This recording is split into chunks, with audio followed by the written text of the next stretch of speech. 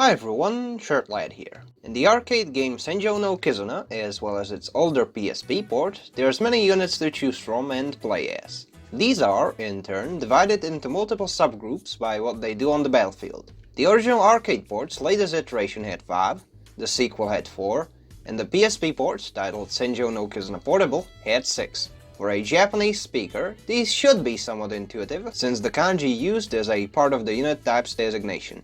For an EN speaker, however, it's obviously harder to figure out which is which. For the sake of being thorough, I will quickly summarize the types in Senjou No Kizuna Rev.4, Senjou No Kizuna Portable, and Senjou No Kizuna II, after which I'll focus on the ones in the PSP port a bit more, since that one's much easier to obtain internationally. So, let's get started. In case you want to skip to the PSP games, there should be a timestamp on the screen for it.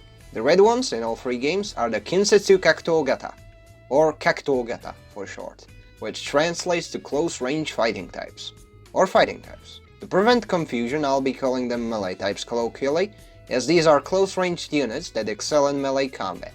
Yes, even this guy. The orange ones, known as Kinkyori Senkei Gata, or Kinkyori Gata, are the close-ranged combat types, or close-range types for short. These are rather versatile close to mid-range units. Green ones are a little different, since in the PSP port and older versions they are called Chukyori Shien Gata, also known as mid-range support types. They do exactly what's written on the tin. The newer ones, such as Senjou No Kizuna II and the original arcade port after Rev 2.0, have the green ones listed as Shageki Gata, or shooting types, retaining their mid-range specialist role but moving some units to other, more aptly named roles. It does get a bit inconsistent though. Next up are the teal ones, being long-range specialists. In the older days of SNK Rev.1, these were called Koho Shien Gata, standing for rear support types. However, in both the later versions and the PSP port, these are called Inkyori Hogeki Gata, or long-range artillery types. They shoot from afar and they make holes in enemy bases.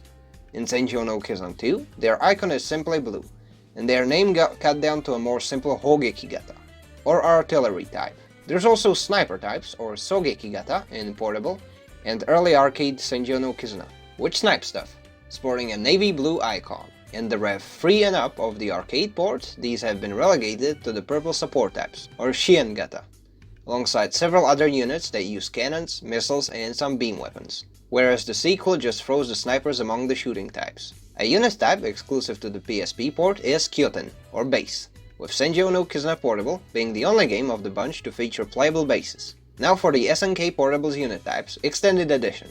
These will differ quite heavily from the arcade port of it, which ran from 2006 to 2021, especially considering that the type/class system got overhauled in Rev 2 if I'm not mistaken, and a bunch of stuff got reworked over the years as well. This section pertains to the PSP port, which is based heavily off of the Rev 1.16. Starting off with the melee types, these are incredibly effective up close, i.e. roughly 0 to 100 meters. There's 12 of them, 6 per faction.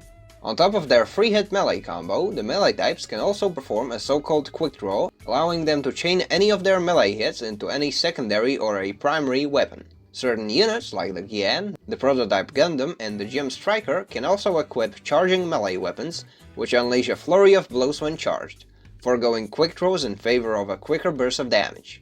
Zaku 1 on the Zeon side is quite unique in its ability to replace its entire loadout with melee weapons, allowing for a 6-strike melee combo at the expense of ranged capabilities. One of their major downsides, on top of their rather limited range, is the burst-like nature of their horizontal dashing, which can open them up for a ranged counterattack if you're not careful.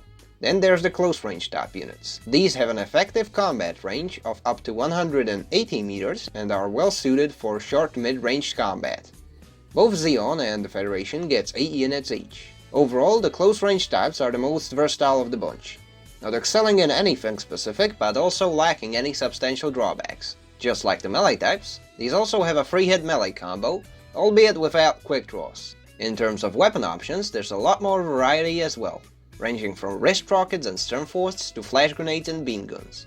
There's also some interesting outliers, namely the Heavy Gundam and the Char Custom Zagog in the bunch. With generally decent mobility and good all-rounder armaments, the close-range types are the backbone of a team's frontline. Laying down fire from the distance are the mid-range support types. sporting a general effective range from 200 to 400 meters.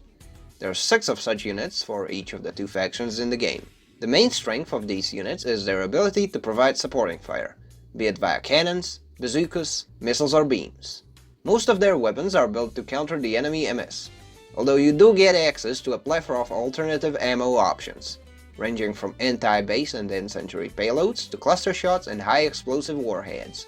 The melee options aren't too shabby either, with 2-hit combos up close, but fighting up close should be a last resort option, since at that range you can't get much use from your stronger weapons. The sole exception here is the GPO-2A Gundam Physalis with a beam bazooka on the Zeon side, which is the only mid-range type which can equip an additional beam saber as its secondary, allowing it to strike more than twice, with pretty good damage. A big drawback when using the mid-range types is their minimum range requirement for most of their big ranged weapons, forcing you to keep your distance to remain effective. Another unit type is the long-range artillery type, or long-range types for short. These operate between 400 to 750 meters and serve as the designated base killer role. They're basically the mobile suit equivalent of a trebuchet here, albeit with a few gimmicks.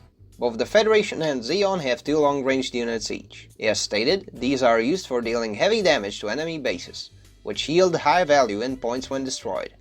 The bases also provide static defenses and repairs, so a dead base can heavily gimp the enemy team for a while.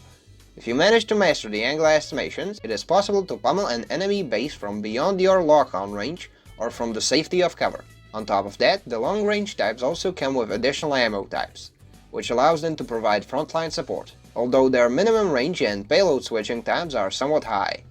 Shooting units with standard rounds is definitely something that can be done, resulting in solid damage, but given the slower projectile speed and positioning requirements, it's much more feasible to use anti-MS warheads, cluster shots, or the anti-MS missile that the Zaku Tank V6 comes with.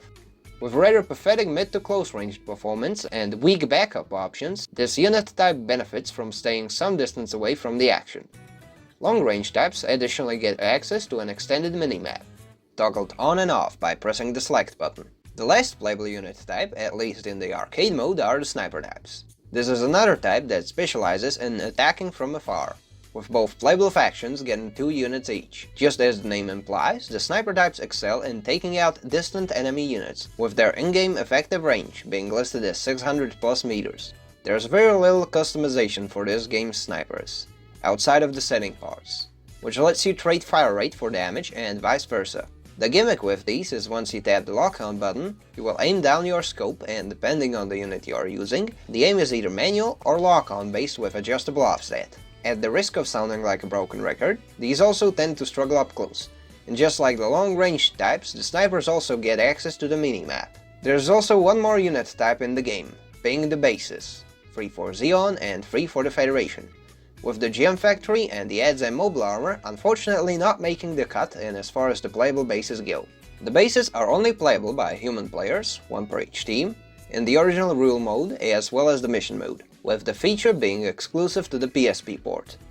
Each of these bases operates like a stationary command hub, which can be used for ordering around your teammates and calling in chat dispersions and support fire to assist them. It's not as action-packed as playing with the mobile suits though, meaning that you're gonna be stuck hard wrangling your bots until the cooldowns on your support fire finish. So yeah, those have been all the unit types you can encounter in all 3 of the Senjou No Kizuna games. It's certainly been comprehensive, but I hope it has been more helpful than it has been exhaustive. If you liked this one, feel free to like, comment and subscribe. Maybe try and proliferate it. I'll see you on the next one. Shirtlad, signing out.